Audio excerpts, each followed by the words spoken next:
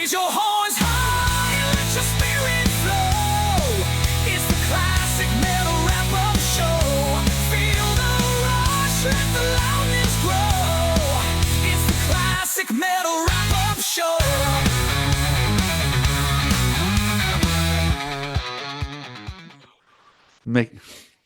Jeez, Andrew's potion. making potions Making a for, potion. for Wendell right now. There's potions. And I'm just going with my my background for today because I'm feeling kind of pukey.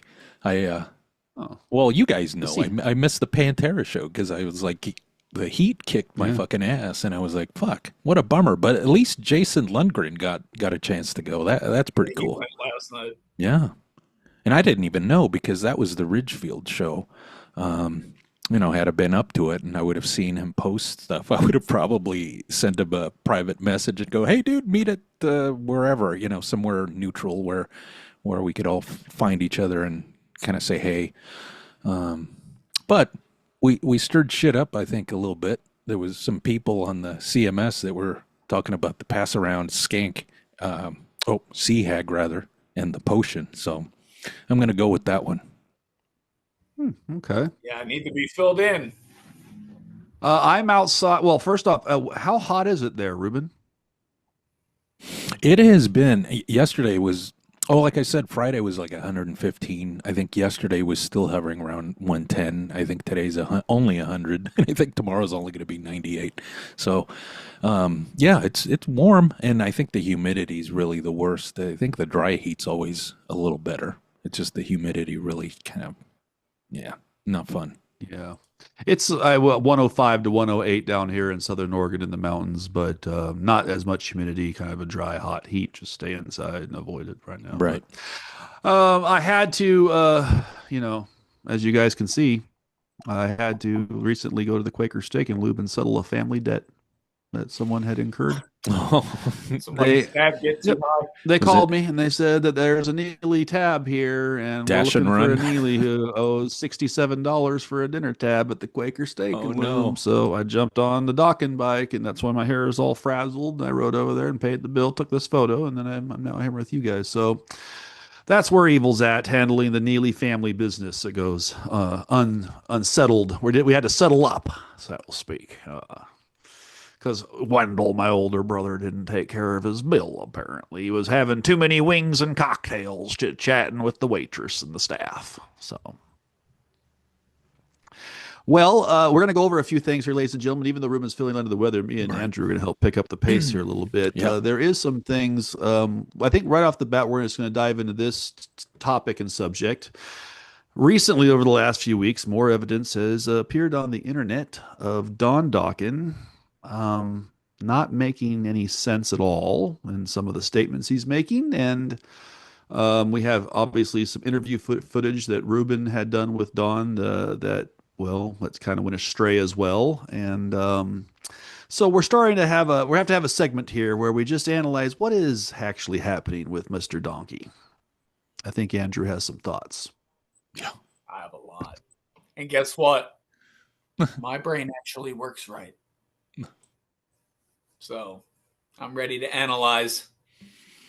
So, I know there's the Arcata June show. Do we just want to play that first? We definitely need to analyze. analyze. Yeah, because you get to see Fuckface in the background on that one. But what was? Do you remember what the queue time was on that one, or you just play it? Oh, this is what I'm going to tell you to do. Yeah. So go into the description and go to the third song. It's Just Got Lucky. Oh, okay. Let's start with that because that is very okay. Well, so let me move this. Let's just start there. I think you guys will see. All right. Just Got Lucky. All right. It appears So to hang us, on a ladies and minute gentlemen. Yeah, you go ahead and take care of that, Ruben. It appears to us, ladies and gentlemen, that Don's brain might not be wired properly anymore. Yeah, it might. Let's get there. Don's brain might be as liquefied as the goddamn potion in that cauldron there. Well, here we go. All right. Wendell better start making potions to fix Don's brain. So, all right. His timelines all so off. this should be. This is the. I think this is about it. Yes. Here we go. Yeah. Let's play this. There we go. Ron Onesi, he likes us, I guess. Because, we love playing for you, but we really just come here for the spaghetti and meatballs. It's the best down our dressing room. Huge meatballs. Come on, right, Chris? It's He's the getting spaghetti quite the and fucking meatballs. fat ass on him, isn't he? Oh, man, we've been on the road a long time. They have his little piss chair right here. On the road a long time. They left yesterday on the flight. About the song we're going to do. I'm going to do a song about every girlfriend I've ever had. It's called You Just Got Lucky.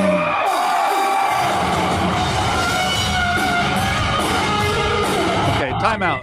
Let's just time out right now. I have a question. What's the question?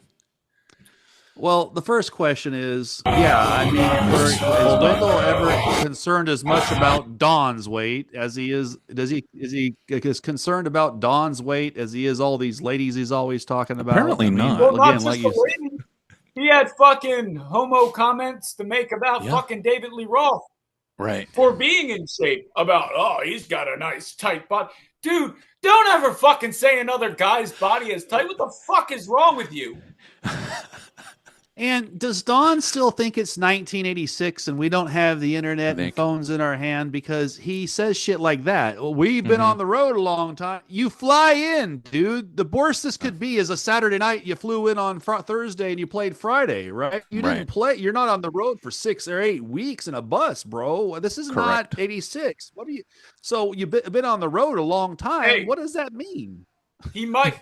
Well, You as were at you'll home see- 2 days ago. Hey, as you'll see in the comment after this song, he doesn't know what year it is. So we'll get to that. That's probably what we're getting to. So let Ruben hit play some more. But we'll go play ahead this. and play this because there's something jarring about this song. And I Uh-oh. want to see if you guys get it like I did right out the gate. Go ahead.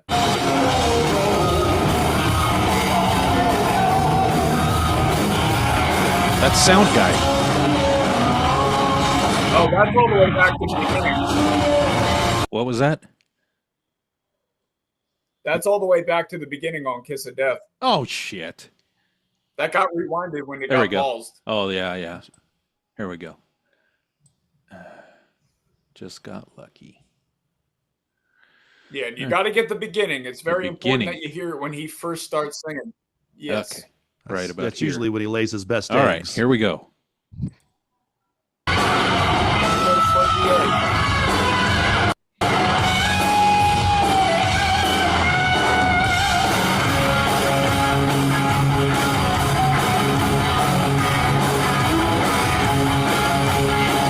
At least he's smiling.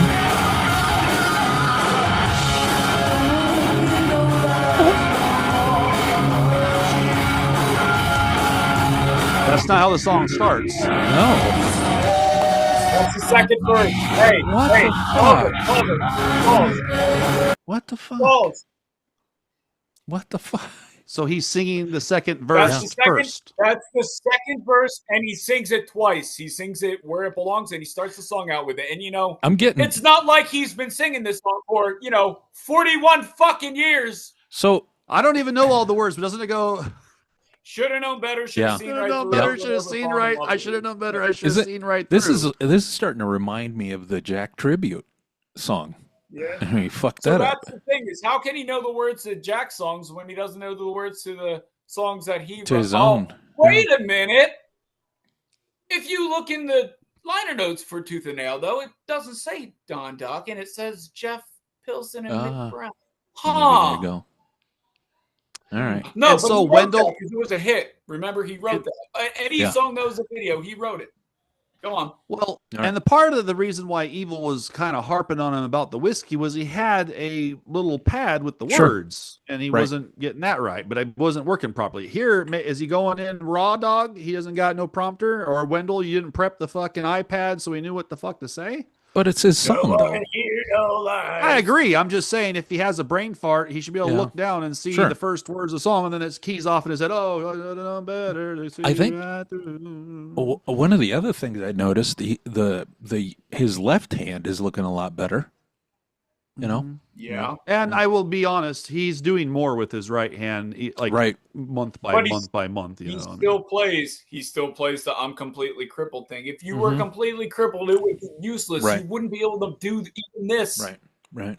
Which clearly you do this because you're a fucking jerk off, Don.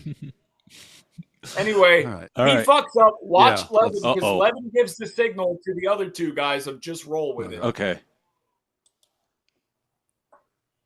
Here we go.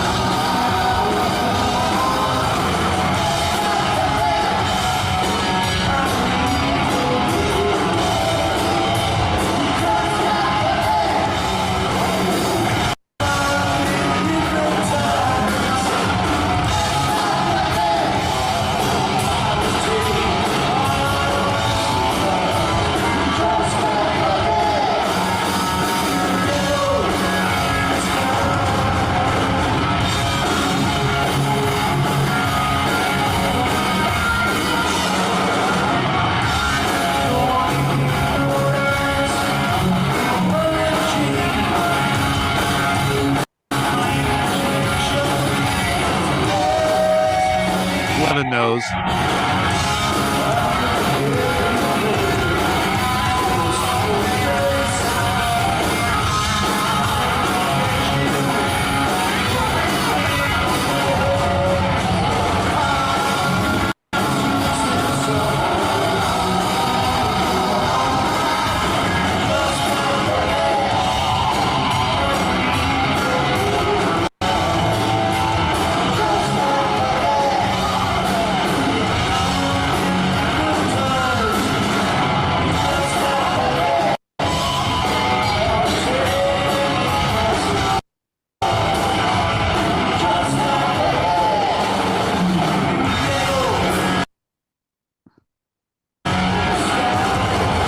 We could pause it there anyways. I don't know. I can't keep listening to I'm gonna pause. I'm it. sorry, Yeah, you but can pause. well on those, I mean, Man, that was the bad. vocals are he's trying to reach. He's not trying to reach them. He's just talking them through, Right. and letting McCarville and Isn't it BJ funny do though all when the.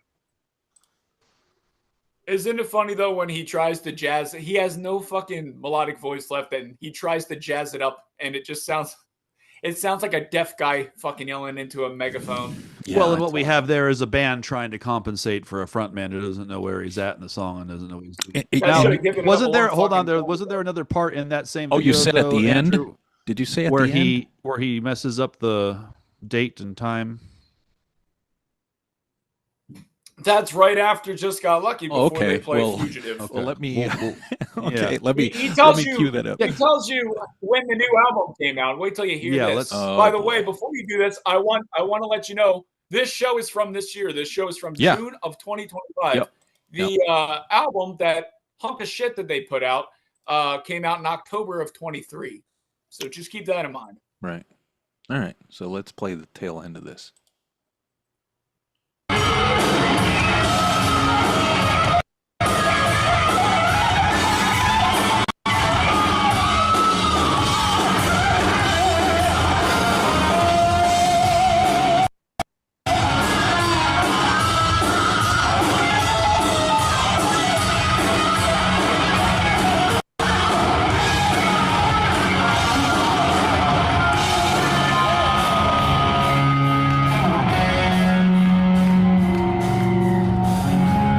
Here's where he likes to go while Jim Morrison on you. Oh yeah.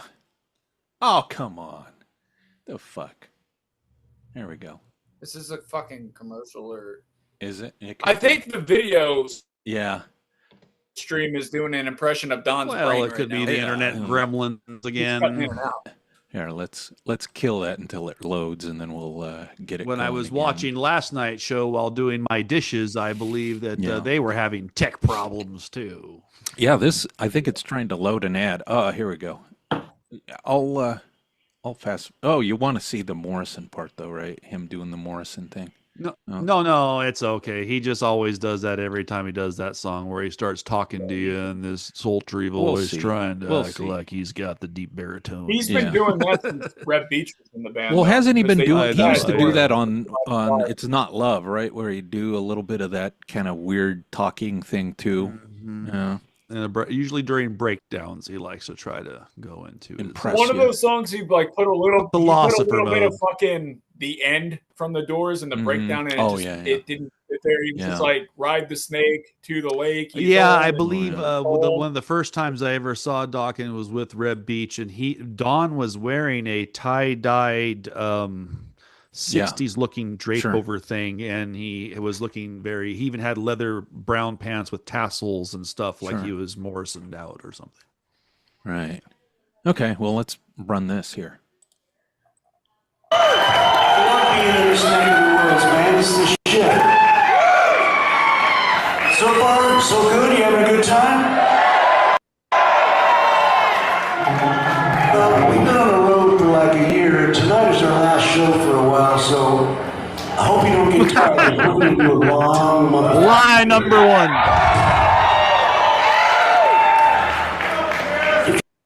See, he's gripping that You mic. don't know, you hardcore Dokken fans know. We put a new album out about 6 months ago called Heaven Comes Down.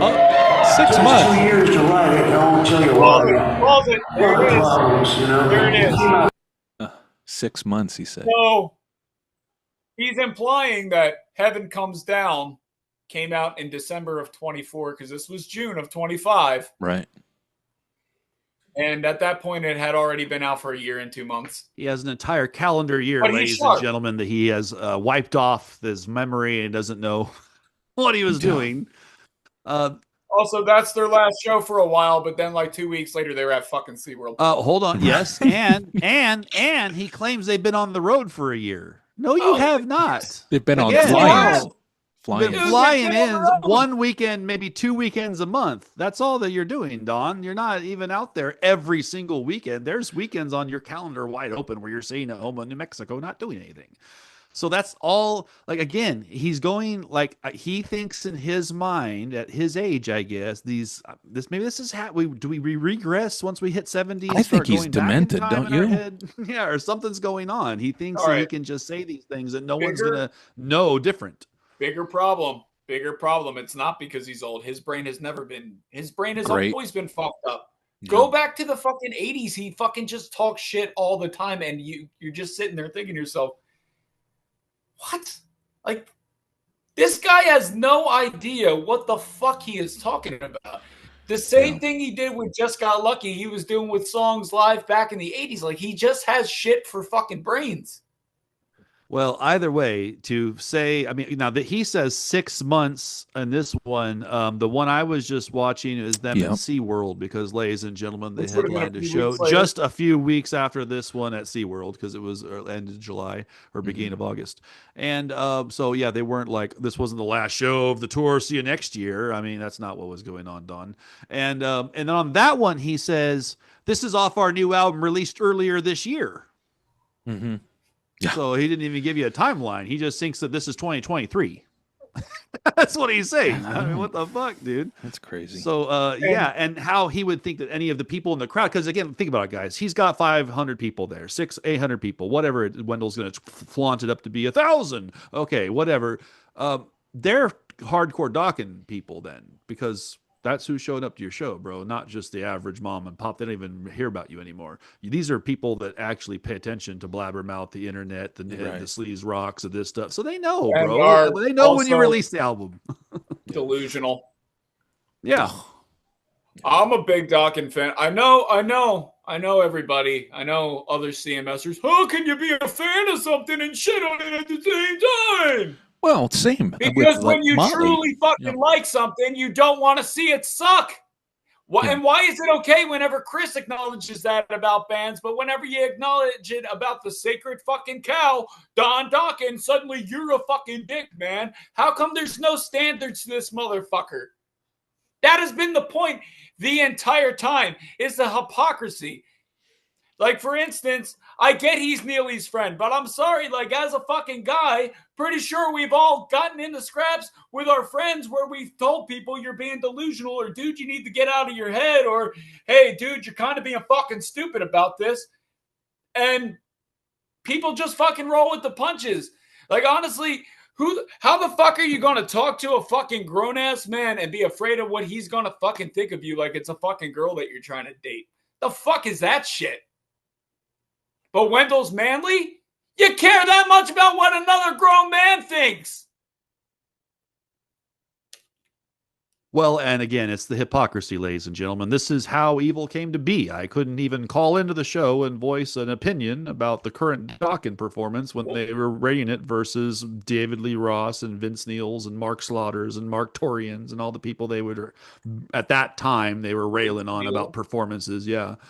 And to even mention that Don is not performing well, or he's right in that class, or maybe, as I was going to state, if they would let me go over on the show at the top of my list, that was not going to be heard or to be allowed to be spoken. So what we're saying here is Neely's not Don's friend. He's an ass slicker, a bootlicker. He's a follower. He's a Ass latherer. He's a senior. You might even at this point might be assisting in elder abuse. You know what I'm saying? If this guy's going on stage and doesn't know. It's one thing to be a friend, though. Isn't it kind of sickening? It's almost like he's in love with the guy. You know, don't you get that? The way he talks about him is like, Dawn. He makes it sound like somebody talking about their grandkid or, you know, or their Yeah, it's sick. Yeah, it's sick, for sure. So it's just a weird situation. And so in the end, we just have to point out here, ladies and gentlemen. He talks about him like he's fucking Kathy Bates in Misery and fucking Don Dokken is James Bond. Yeah. Except at least in Misery, that bitch went crazy because she admitted that the guy wrote a fucking piece of shit book. And for those of you, for those of you saying we can't be fans of him, we can like the old catalog. Oh, love it! We ever knew what Waterhead was talking about here and his lies he's spewing. From... So, you know, and we can like George Lynch and Jeff Pilson and Wild Mick just fine. You know, matter of fact, I think all those, I think all of those gentlemen are keeping their faculties much better than Don and Evil's opinion. And I think I wish we could get Wild Mick on here because I think he'd have a lot of dirt to spill if he'd ever actually just say. I kind of get the opinion that Wild Mick may think that Don's a fucking asshole, to be honest with you. But probably. So, yeah. I don't know that for a fact. He was an employer, an asshole employer. Probably shitty we're going to hear about. But the bottom line is, you know, so again, Don, if you ever watch us, which you never will, but if you ever did, just understand, we want you to do out with dignity, man. That's not dignity. Walking up there and talking a bunch of shit we all know is not true. Right. And then not know it. And then... We know you have the spaghetti and meatballs, bro. We don't need you to verbally remind us that you were stocking up on the belly supplies before you walked up here and started belching your way through the fucking show. And on top of that, now that we have confirmed reports from other people from behind the scenes who might have seen you urinating yourself, dude, you got some issues, whether that's being intoxicated or whether that's just having a personal health issue. Either way, it should get looked into, and you shouldn't be on stage during these moments, and you should be having people, whether that's Wendell or Crenshaw or Joe fucking Blow in New York, who are taking care of you better than that. Just saying. Right. I mean, shit, if you can't, you have kids. If the gay won't do it, isn't there a kid, a son or a daughter, a family member who'll go on the road once in a while to help look after you or something? So, anyways, I don't know if, did you have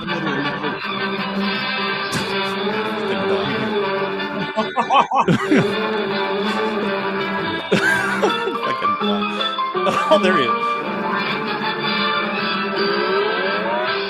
Oh, poor Don. What the fuck, you know? Don, it's not 2023 anymore. It's 2025. And actually, in a few months, it's going to be 2026.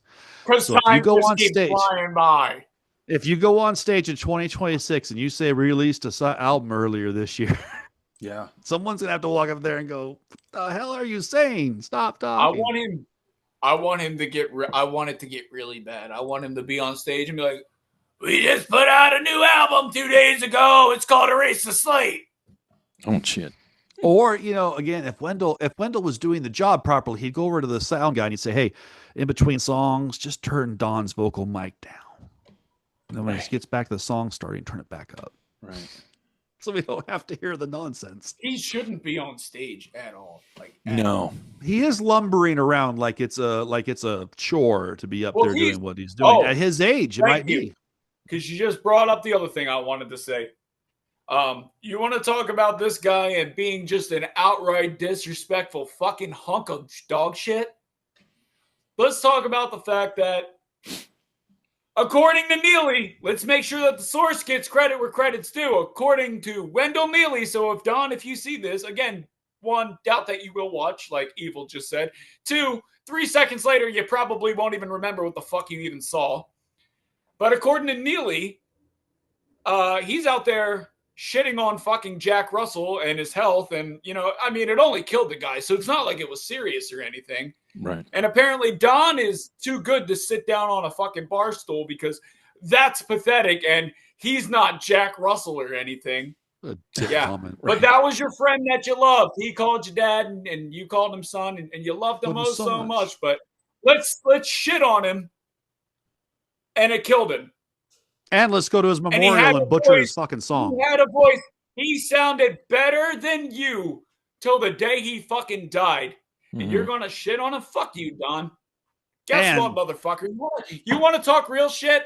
Probably should have been you getting planted in that box last year because at least everybody's fucking ears and all the goddamn dogs within a 12-mile radius of everywhere you play would at least have fucking mercy on them. Fuck you, Don. Well, and let's be another honest opinion, a hot take for the CMSers out there. Jack Russell, even months before his death, was putting far more effort and value into his performance every night than Don Dokken ever fucking did, even 1981. He was fucking mailing it in back then. Yeah. So I think where I noticed was on that Monsters of Rock tour. He was really not at his best, and it's true. I mean, I think they said that they had toured a lot, and they, at that point they really disliked each other, or the dislike really came out.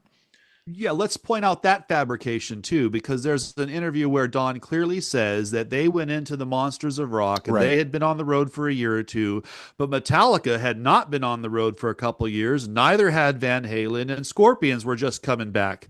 All fucking lies. Bullshit, dude. Look at the fucking dates.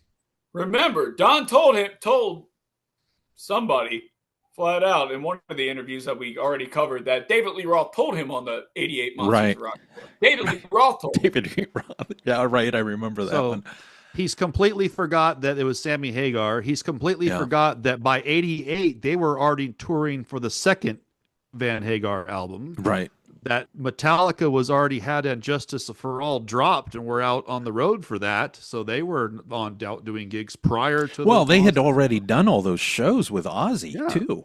So I'm just trying. So he's acting like they were not on the. They were on the road to 86. The only band that hadn't been really active was Kingdom Come, right? Because they were a startup band at that time. A newer band. Yeah, newer. But band. even they probably had been playing some clubs or bars prior to going on the tour. It wasn't like.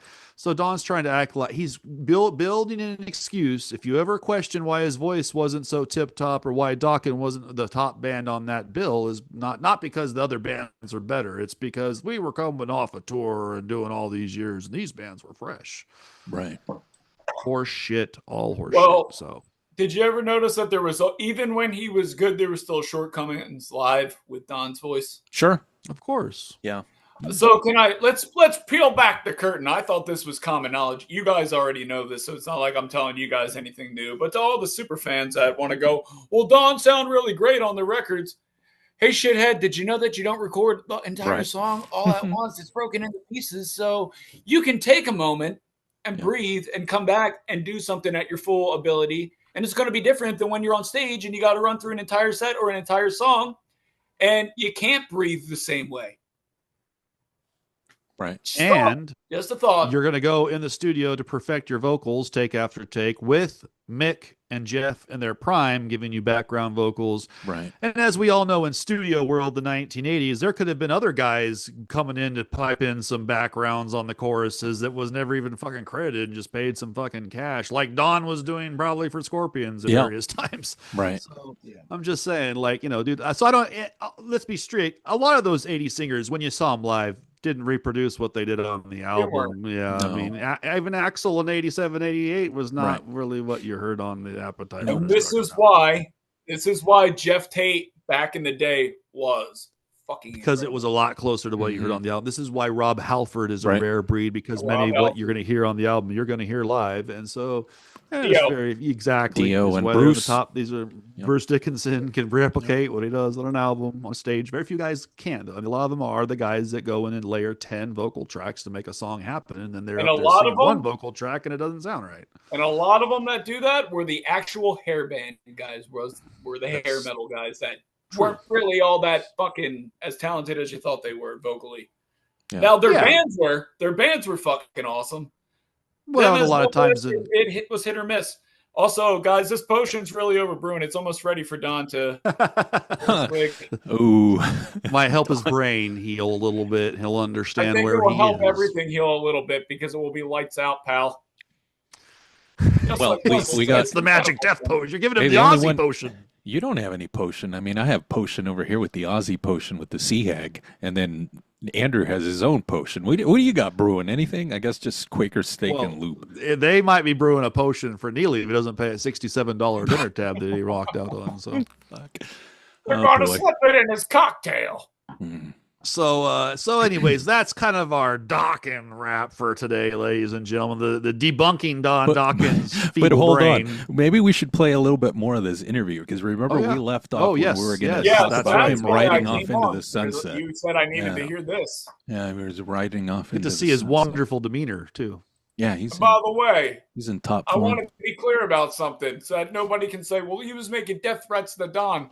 No, I'm saying if you're going to be a piece of shit and talk about somebody that was your friend that had an illness that killed him and say that he was weak because he sat down, fuck you. All right, 12:48. There we go. Yes. There we go. And I don't know where I'll stop it. You'll see how pleasant he is, Andrew. He's so pleasant. Yeah, he's in a pissy. Oh, wait, can I bring that up real quick? Go ahead. I love how Neely was talking about this same cruise right afterwards and saying, and Don was the most approachable person. He just loves signing autographs. And then he outright told you, I hate it. I don't like it. He doesn't like it. No. 90% of the time I was in my cabin.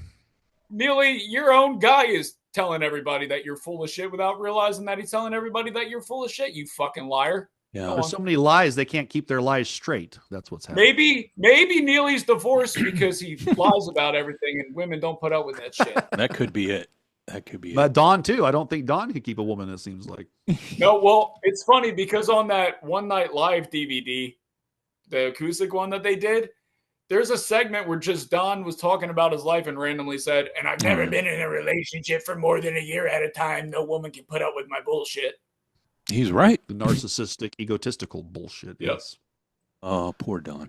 All right. Hit play, Ruben. Let's see here. Let's load this fucker. And we'll play a few minutes and see what we think. All right. Give me a second here. Here we go. You can see that, right? Yes. All right. And I could see he was not in good health. It's about Jack. But we would call all the time and talk to each other because he was like my hours, 3 a.m. And he said, I'm just going to go home and fade up into the sunset. That's what he said to me.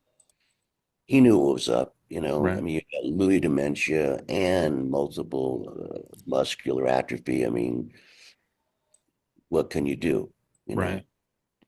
So we talked, and mostly we talk about the good old days or the bad old days. Sure. And that's it. Interestingly enough, I mean, I had a conversation with a guy you know pretty well, Alan Niven, on Sunday, and he, we were making the Dokken Great White connection because this was like this took place on April Fool's Day, and this was like the Tuesday I think after we spoke with Niven. So There we go. You were involved with the On Your Knees EP. I think he gets this wrong. Well, though. it's called Out of the Night, actually. Out of the night. There you go. But I found him in a garage. I told him, everybody knows that. Yeah, Jack yeah. will back me if he would have been here. yeah.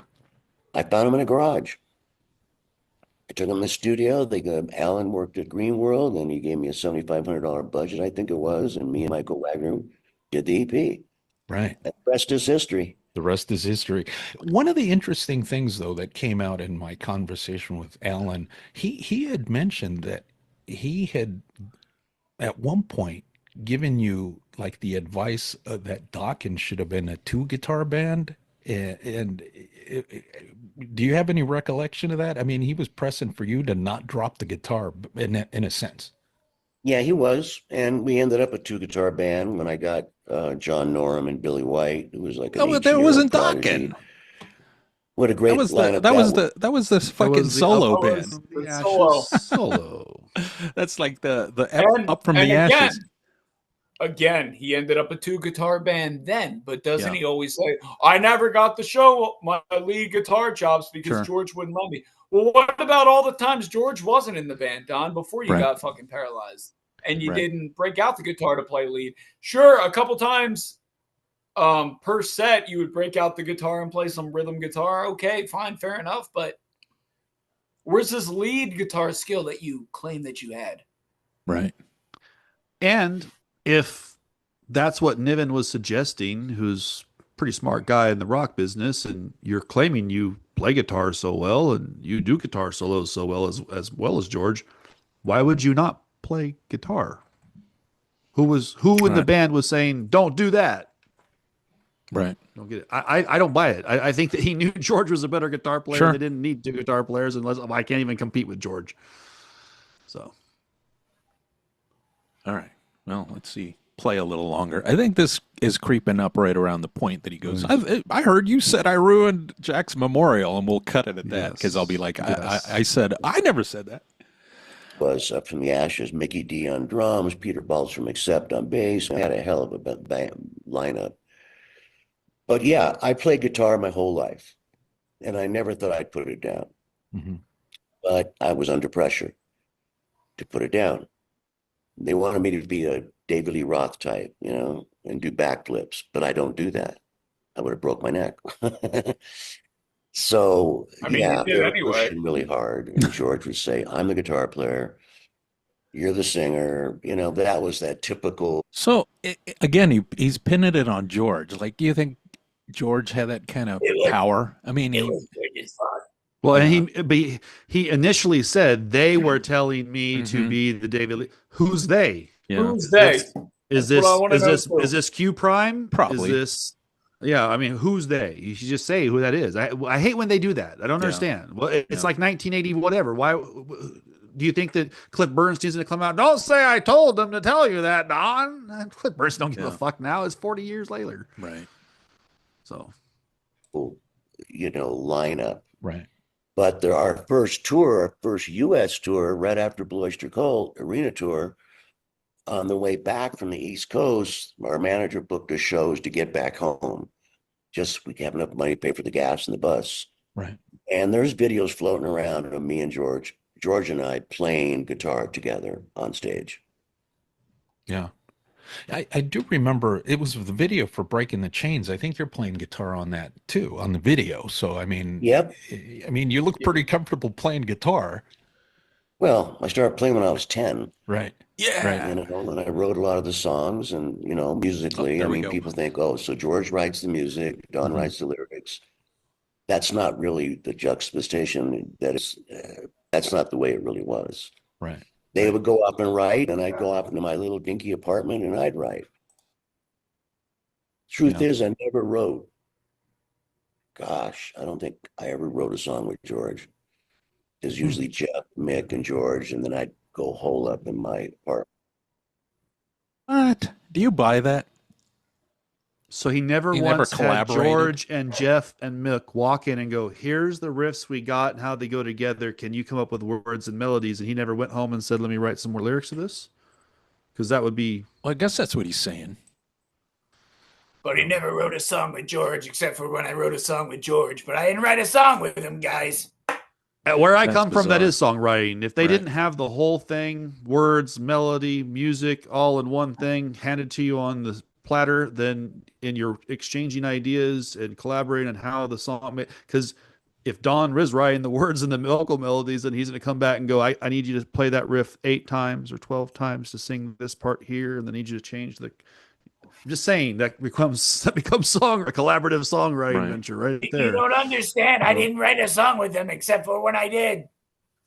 I think what he's trying to say is they wrote whole songs by themselves and he wrote whole songs by himself, and then Right. they put the two together. But I still can't possibly imagine that Jeff and Mick and George wrote all those words. I think all those words, at least a good portion of them, were coming from Don, which means Right. Don did write lyrics to their music. Well, let at me some tell you point the in time, Jeff. which Let me means tell you you're- the Jeff Pilson version of this.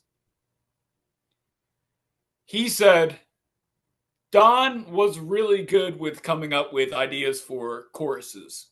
So Don could create a chorus, and then Jeff would write a song around the chorus that Don came up with. So yes, but like Don's really not writing a lot of the words, if that makes any sense. He could write the hook, he could write the chorus part, but he's not writing the fucking verses. Well, Yeah. again, it starts to get into semantics at that point in time.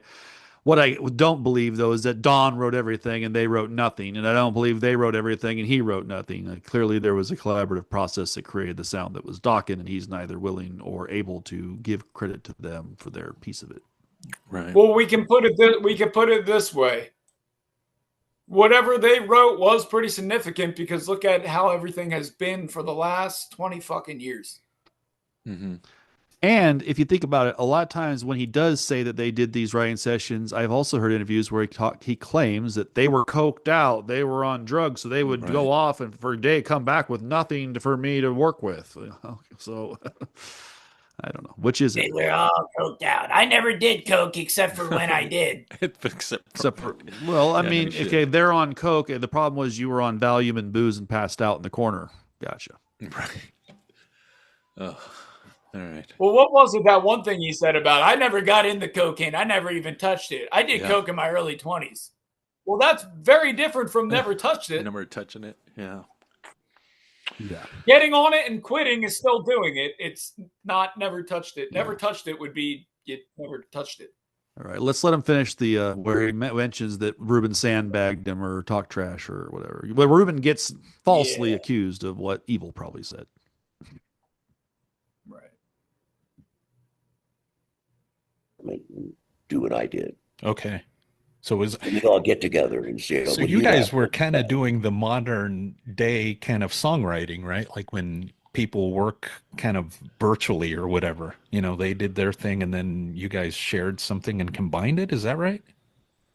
Yeah. I mean, what do you got? What do you got? You know, and Yeah. you up to my apartment and I'd show him what I had and he'd say, oh, that's cool, but maybe you should change the bridge to this or come in earlier or, you know, things like that. Everybody just would put their 2 cents in, you know?